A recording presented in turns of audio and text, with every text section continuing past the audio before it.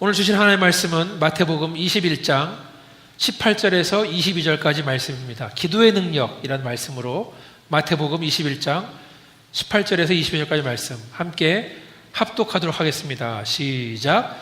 이른 아침에 성으로 들어오실 때에 시장하신지라 길가에서 한 무화과 나무를 보시고 그리로 가사 잎사귀 밖에 아무것도 찾지 못하시고 나무에게 이르시되 이제부터 영원토록 내가 열매를 맺지 못하리라 하시니 무화과 나무가 곧 마른지라. 제자들이 보고 이상히 여겨 이르되 무화과 나무가 어찌하여 곧 말랐나이까. 예수께서 대답하여 이르시되 내가 진실로 너희에게 이르노니 만일 너희가 믿음이 있고 의심하지 아니하면 이 무화과 나무에게 된 이런 일만 할 뿐 아니라 이 산더러 들려 바다에 던지라 하여도 될 것이요 너희가 기도할 때에 무엇이든지 믿고 구하는 것은 다 받으리라 하시니라. 아멘. 네, 오늘 설교 말씀은 지난주에 이어서 예수님께서 십자가에서 돌아가시는 그 주간 두 번째 사건이 일어난 날에 있었던 일입니다. 마태복음의 순서에 따르면 이 무화과 나무 사건이 마태복음과 마가복음에 있는데 마태복음의 순서에 따르면 예수님께서 성전 청결을 먼저 하시고 그 다음날 오늘 본문 말씀 무화과 나무 이야기가 나옵니다. 근데 마가복음의 11장에 보시면은 먼저 예수님께서 무화과 나무를 열매를 찾으러 오셨다가 열매가 없는 거 보시고 그 다음에 그날 성전 청결을 하신 다음에 그 다음날 아침에 제자들이 이 무화과 나무가 마른 것을 발견합니다. 그러니까 조금 시간의 흐름은 다른데 마태복음은 첫째 날, 둘째 날 이렇게 나가지만 이 마가복음은 마치 이 무화과나무 이야기가 샌드위치처럼 성전 사건을 감싸고 있습니다. 그 얘기는 성전 청결 사건과 무화과나무 사건은 깊은 연관이 있다. 그렇게 볼 수가 있습니다. 제가 마태복음 가지고 설교를 한 2년 넘게 한 것 같아요. 근데 전에는 제가 마태복음 말씀 여기저기를 해서 설교했을 때는 몰랐었는데 연속으로 설교를 쭉 하다 보니까 하나의 전에는 발견하지 못했던 것들을 발견을 하게 됩니다. 그래서 잠깐 제가 나누게 된다면 우리가 특별히 그 지난달부터 마태복음 19장부터 오늘 21장까지 오고 있는데 그 말씀을 제가 곰곰이 생각해보고 또 지난주에 했던 말씀 계속 생각해보니까 연관성이 있는 거예요. 연관성이 흐름이 있습니다. 한번 여러분 제가 기억을 상기시켜 드리겠습니다. 마태복음 19장 21절은 재물이 많은 청년이 예수님께 나와서 자기는 율법을 다 지켰다. 더 이상 뭘 지키면 되겠냐.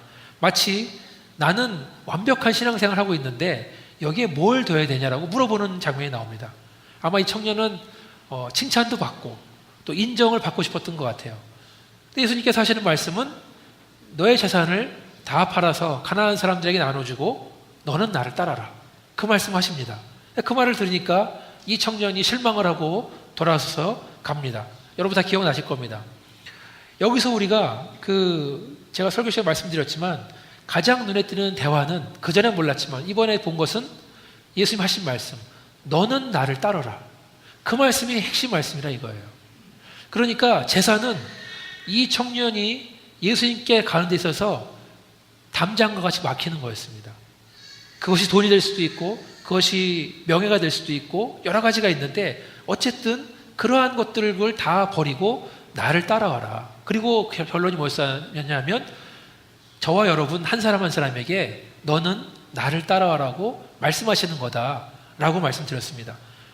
그 다음 얘기를 보면 뭐냐면 마태복음 19장 30절을 보면은 천국에서는 먼저 된 자가 나중되고 나중된 자가 먼저 된다 했습니다. 이것도 개인에게 주시는 말씀입니다. 천국은 선착순이 아니다. 신앙생활은 선착순이 아니다. 기득권 없다는 거예요. 나는 예수를 믿은 지 모태신앙부터 몇십 년 됐는데 나는 장로, 권사, 직분자인데 그런데 말씀을 보니까 먼저 된 자가 나중된다. 나중된 자가 먼저 된다는 말씀이죠. 그러니까 기득권은 없다. 다 평등하다. 중요한 것은 얼마나 하나님을 생각을 하고 살고 있고 얼마나 하나님 말씀에 붙들린 바 되고 있나. 그렇죠? 예수 신앙생활 오래 한 것과 말씀대로 사는 것과는 다른 얘기라는 말씀입니다.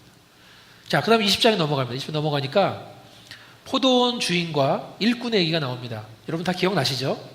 포도원 주인이 이제 포도원 농사를 짓고 이제 추수를 할 때인데 손길이 모자라는 거예요. 일손이. 그래서 밖에 나가서 시장에 나가서 사람들을 데리고 옵니다. 어떤 사람들은 새벽부터 들어와서 일을 하고, 어떤 사람들은 아침 9시에 들어와서 일하고, 어떤 사람은 12시에 들어오고, 어떤 사람은 오후 3시에 열심히 일을 하는데 아직도 일손이 모자라요. 이제 해가 지려면 1시간 남았는데 5시에 그때도 주인이 나가서 사람을 찾는 겁니다. 그런 다음에 그 시장 바닥에서 있던 사람들, 하루 종일 일하고 싶었지만 하루를 공친 사람들, 마태복음 20장 7절에 보니까 너희도 포도원에 들어와서 일해라, 그렇게 말합니다. 하루 종일 허탕을 쳤지만 마지막 1시간이라도 내 포도원에서 일하라. 초청하신 분은 바로 하나님이고 일꾼은 누구다? 저와 여러분이라는 거예요. 그동안 허탕치고 그동안 아무것도 한 게 없는 것 같고, 그런데 벌써 해가 지고 있어요. 일을 못하나 보다. 그런데 하나님께서 1시간밖에 남지 않았지만 너도 와서 일해라. 너도 와서 일해라. 근데 여러분, 아침에도 제가 설교 시간에 같이 나눴을 때도 집사님 얘기했는데, 사람들을 쓸 때 식당에서 어떤 사람은 10시간을 일해도 그냥 해는 돈 마는 돈 하는 사람이 있고, 1시간을 일해도 남들 10시간처럼 일하는 사람이 있어요. 정성을 다해서, 최선을 다해서. 그렇죠? 아마 마지막 1시간밖에 시간이 없는데 들어와서 일하는 사람은 그런 마음을 하지 않았을까? 닥치는 대로 뭐든지 내가 하겠다. 그렇죠? 제가 여기서 초청받은 일꾼이 저와 여러분이라고 그랬었는데, 우리가 일꾼이라고 그랬었는데, 자, 어떤 사람에게는 지금 아침이고, 어떤 사람에게는 정오고, 어떤 사람에게는 오후에 들어왔지만 중요한 것은 받는 임금은 똑같다. 똑같다라는 거예요. 하나님의 은혜는 똑같다는 겁니다. 또 그 다음에 이거 뭡니까? 마태복음 20장 27절에 보니까 너희 중에 누구든지 으뜸이 되고자 하는 자는 너희의 종이 되어라 하리라. 그렇게 나와 있습니다. 그러니까 지금 여태까지 하신 말씀이 한 사람 한 사람을 향한 말씀이에요. 너희 중에 누구든지 으뜸이 되고자 하면, 자, 우리는 서로 높은 자리에 앉고 싶어 합니다. 편하게 앉아서 사람들이 자기를 서빙해 주는 걸 좋아해요. 그렇죠? 근데 성경에서는 주 안에서 높아지려면 종이 돼야 된다. 섬겨야 된다. 역설적으로 말하고 있는 거예요. 겸손에 대하고 말하고 있습니다. 그러니까 지금 19장, 20장을 보니까 개인들한테 하시는 말씀이에요. 그렇죠? 그런데 여러분, 개인만 그냥 나만 교회 안 가고 신앙생활 잘하면 되지, 나만 예수 잘 믿으면 되지 라고 착각들을 많이 합니다. 저희가 전도하러 나가면 교회 다 다니는 것 같아요. 하나님 아는 것 같아요. 그렇지만 신앙생활은 하지 않아. 교회는 나가지 않아. 근데 물어보면 누구보다도 더 잘 알고 있어요. 중요한 것은 뭐냐? 이 하나님께서 이 사람들을 혼자 두지 않고 한 군데로 모았다는 말씀입니다. 그게 바로 교회라는 거예요. 주보에도 있지만 베드로전서 2장 9절에 보니까 그러나 너희는 택하신 족속이요 왕같은 제사장들이요 거룩한 나라요 그의 소유된 백성이니 이는 너희를 어두운 데서 불러내어 그의 기이한 빛에 들어가게 하신 이의 아름다운 덕을 선포하게 하려 하심이라.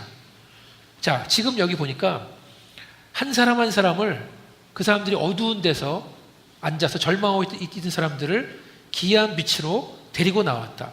어두운 데서 불러냈다. 어두운 데서 불러내서 기이한 빛에 들어가게 했다.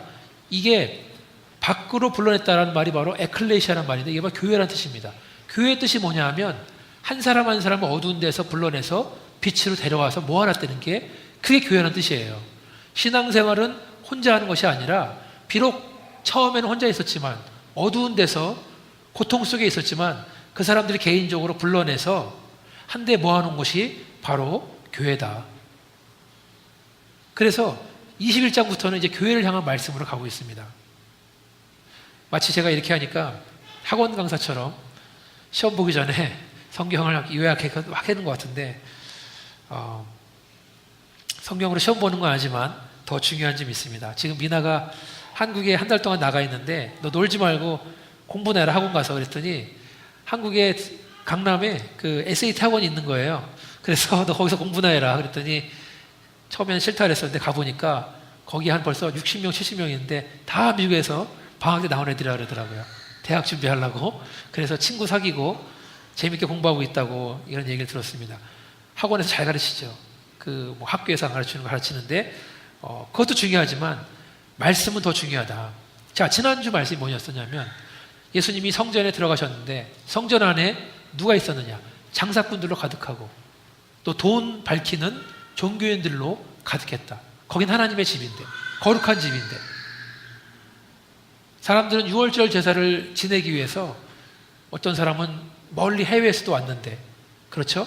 이렇게 성전을 밟고 있는 사람들, 성전을 더럽게 하는 사람들 때문에 막혀 있다라는 겁니다. 하나님께 나가는 것이.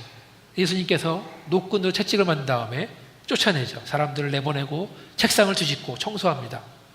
그래서 지난주에 우리가 말씀 나눴지만 청소한 다음에 어떤 일이 일어났냐? 성전이 깨끗해지니까 맹인들과 다리 저는 자들이 나와서 고침을 받았다.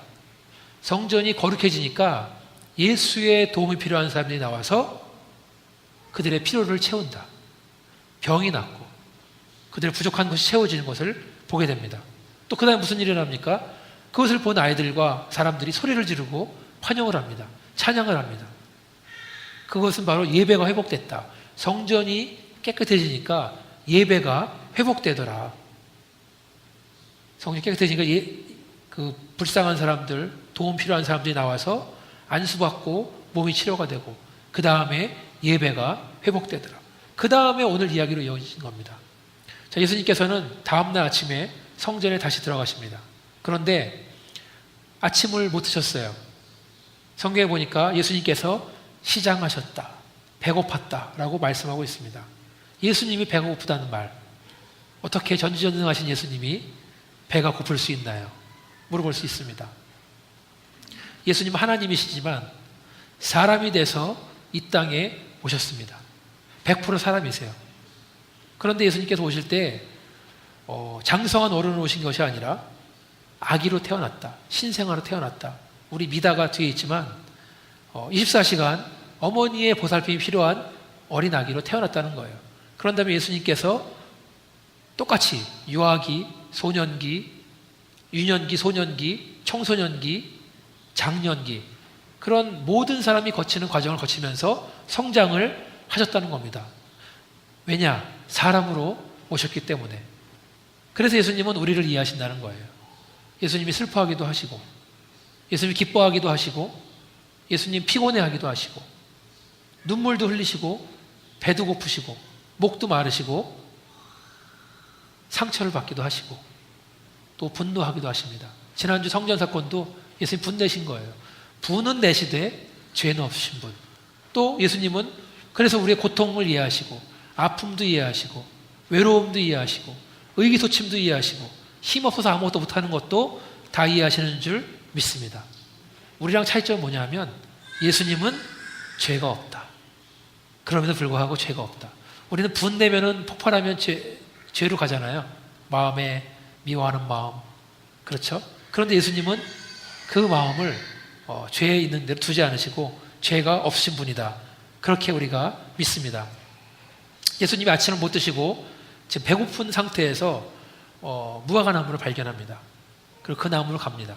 지금도 예루살렘에는 무화과 나무가 많이 있습니다. 요새는 함부로 열매를 따먹으면 안 될지 모르겠지만 그 당시에는 길거리에 있는 무화과 나무 열매는 아무나 먹을 수 있었어요. 배고픈 사람들은. 예수님도 배고프니까 지금 무화과 나무 열매를 따먹으려고 오시는 겁니다. 멀리서 봤을 때는 잎이 무성했어요. 잎이 무성하다는 말은 상식적으로 열매도 많을 것이다. 아주 잎도 푸르고 무성하고 화려하게 큰 나무. 그렇죠? 근데 예수님께서 오시니까 이파리는 많은데 열매가 없더라. 열매가 없더라. 그 말씀이에요. 마가복음 11장을 보니까 거기서는 본문에는 아직 무화과의 때가 아니다라고 말하고 있어요. 그래서 제가 좀 조사를 해보니까 무화과는 6월이나 7월 달에 열린다는 거예요. 열매가 풍성하게. 근데 예수님께서 성전에 들어가시는 때는 6월절이니까 4월 달이라는 겁니다. 4월 달에 가서 열매를 찾는 예수님이 너무한 거 아니냐라고 누가 물어볼 수 있어요. 아니 예수님 이거 보면은 열매가 날 때도 아닌데 왜 나무를 혼내셨을까? 사랑의 주님께서, 기다리시는 주님께서 왜 유독 무화과 나무에게는 냉정한 태도를 보이셨는가? 제가 찾아봤죠. 성경과 주석들을 찾아봅니다. 제가 찾아보니까 이 무화과 나무는 그 나무, 그 열매 맺는 나무랑 좀 다르답니다. 그래서 4월 달에 잎이 무성할 때 이미 열매 순들이 나와 있대요. 그런 다음에 그것이 익어서 6월 달, 7월 달 되면은 점점 커지면서 익은다는 거예요. 그렇지만 4월 달에 열리는 그 열매 순도 사람들이 많이 따먹었다는 얘기입니다. 그러니까 그것이 다 익은 열매를 찾으신 것이 아니라 그냥 요기하실 정도, 배고픔을 이길 정도의 그거를 따드신다는 말씀이죠. 예수님께서. 예수님이 하시는 것이 자연의 섭리를 역행하시는 것이 아니라 그런 일이 있더라라고 책에서 말하고 있습니다. 그런데 그럼에도 불구하고 예수님 너무하신 거 아닌가? 왜 저주를 하셨는가? 왜 앞으로 열매를 맺지 못한다고 말하신 다음에 말라 죽게 만드셨는가? 또 그것이 우리의 관심입니다. 잎이 무성한 무화과 나무는 열매가 많이 열리는 나무를 흉내낸 거예요. 그렇죠? 열매 없으면서 열매 있는 척을 했다. 겉으로는 화려하지만 그럴듯해 보이지만 속에는 아무것도 없더라. 예레미야 말씀을 보니까 여호와의 말씀이니라 내가 그들을 진멸하리니 포도나무에 포도가 없을 것이며 무화과 나무에 무화과 없을 것이며 그 잎사귀가 마를 것이라 내가 그들에게 준 것이 없어지리라 하셨나니. 열매를 맺는 게 중요한데 이 무화과 나무에서 주시는 말씀이 뭔가?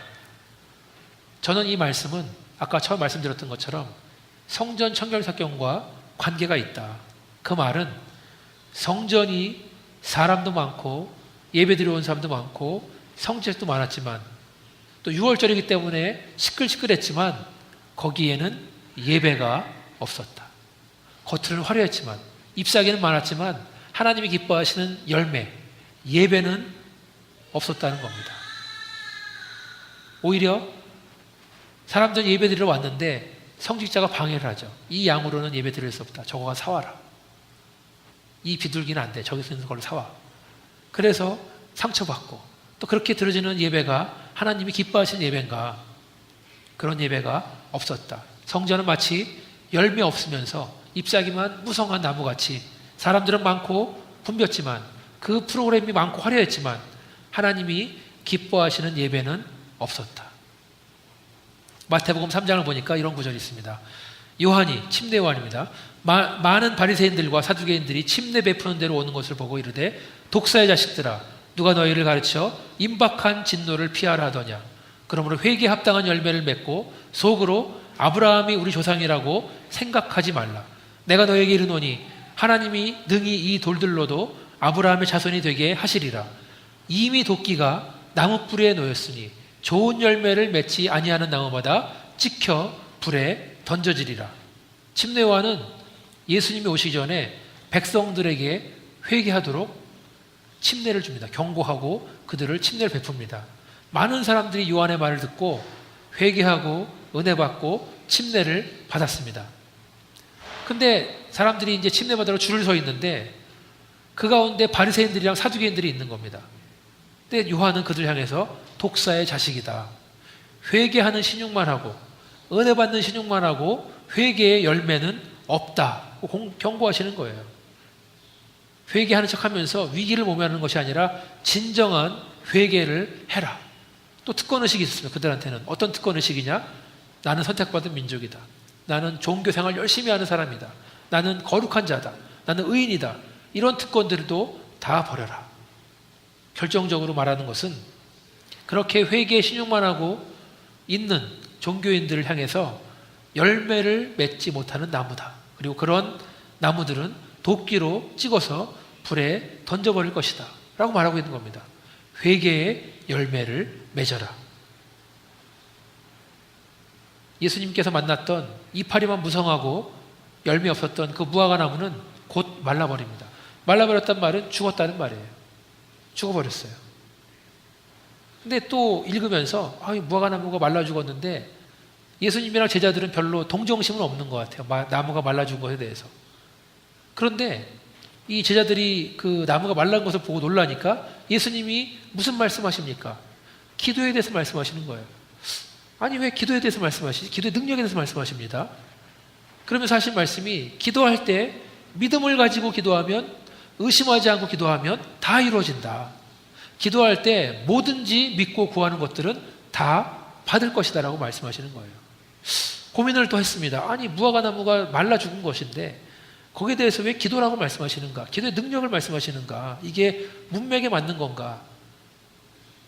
다시 성경을 또 뒤적이면서 힌트를 발견했어요. 아까 말씀드린 것처럼 오늘 무화과 나무 사건은 성전 청결 사건과 깊은 관련이 있다.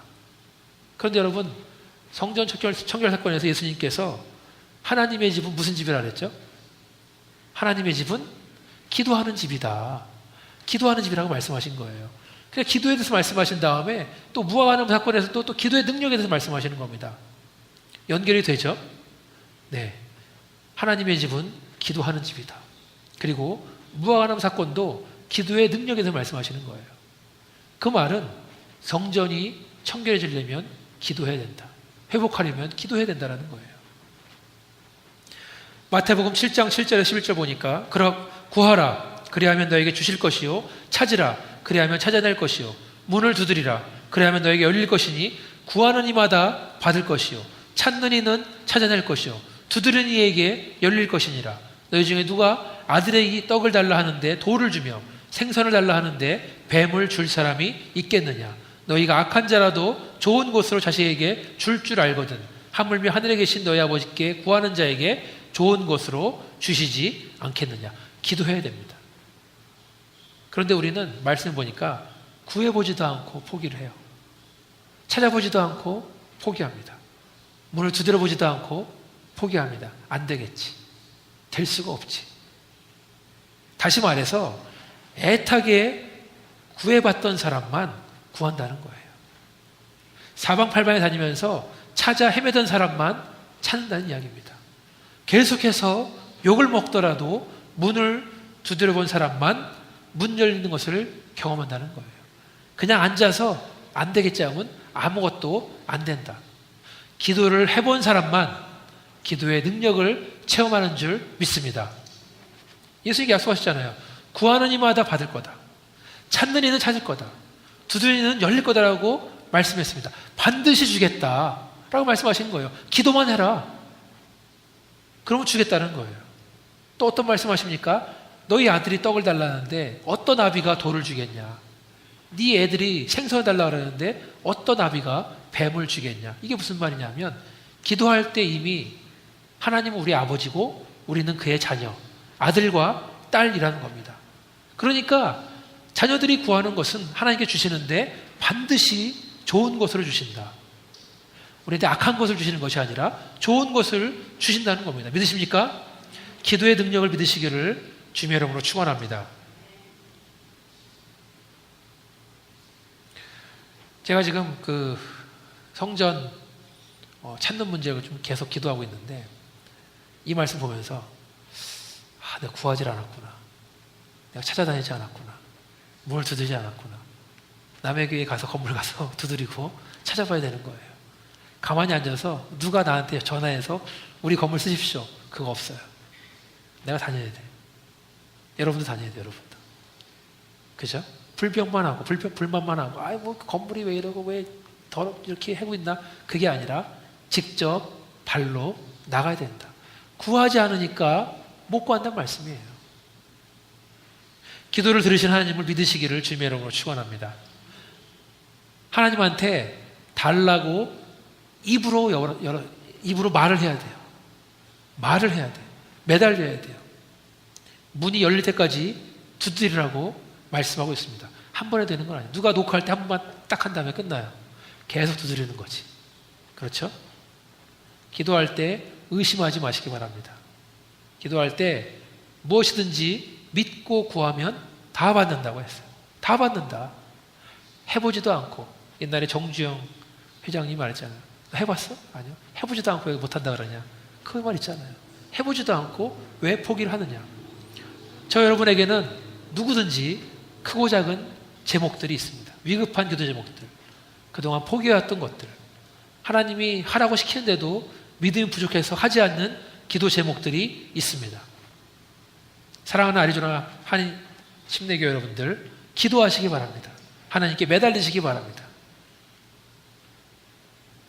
애석하게도 이번 주까지는 새벽 기도가 없어요. 제가 아웃 오브 타운 하기 때문에.